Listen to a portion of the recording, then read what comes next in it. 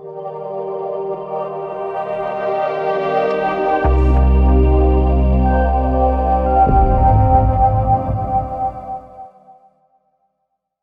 welcome! It's Ashley from Demystifying Your Health. I'm so glad you're here. Today we're going to be talking about anxiety. Anxiety is something we all experience, especially when there's important things in life that we're dealing with, such as passing an important test in school, starting a new job, or even getting married. Usually this anxiety goes away once the event passes.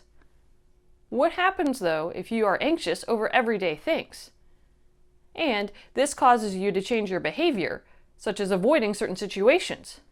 How do you deal with this type of anxiety? Anxiety is characterized by having frequent, intense, excessive, persistent worry or fear about a particular situation. Usually it's out of proportion to the actual threat. It impacts the person's ability to function on a daily basis.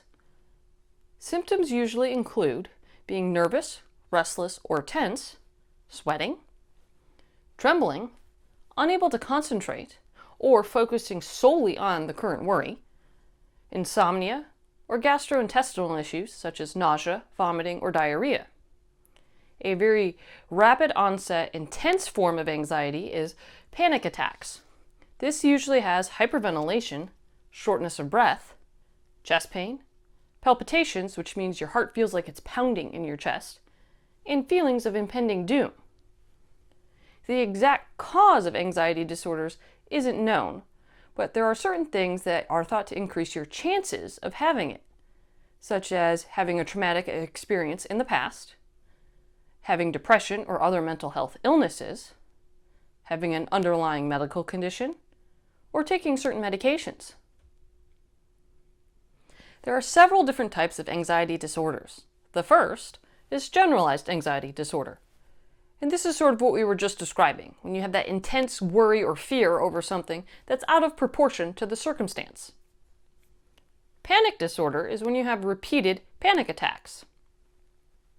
Agoraphobia is when a particular circumstance or something causes you to feel trapped, helpless, or embarrassed. Selective mutism is often seen in children. This is where they won't speak in a particular circumstance, but have no difficulty speaking any other time. Separation anxiety disorder is also usually seen in children, and this is when, if they're separated from their parents, they have excessive anxiety that is out of proportion to other children of the same developmental age. Social anxiety disorder is when particular social situations cause an individual to feel anxious. Therefore, they will do anything possible to avoid that type of situation. Specific phobias are when a particular thing or circumstance causes a person to have anxiety. If you want to think of it in terms of somebody who's afraid of spiders or afraid of clowns, that would describe a specific phobia. It's important to note that you can have more than one type of anxiety disorder at the same time. You should seek treatment for your anxiety if it interferes with your daily activities, your worrying upsets you, you can't control your anxiety, or if you're concerned that you have other mental health issues such as depression. Your primary doctor will do a physical evaluation to see if there's any underlying medical conditions that's causing your anxiety, but they will also most likely recommend that you have a psychological evaluation as well. A therapist can help you understand what's triggering your anxiety and help you learn certain ways to cope with that. Some other things to consider are certain lifestyle changes that will help reduce your anxiety as well.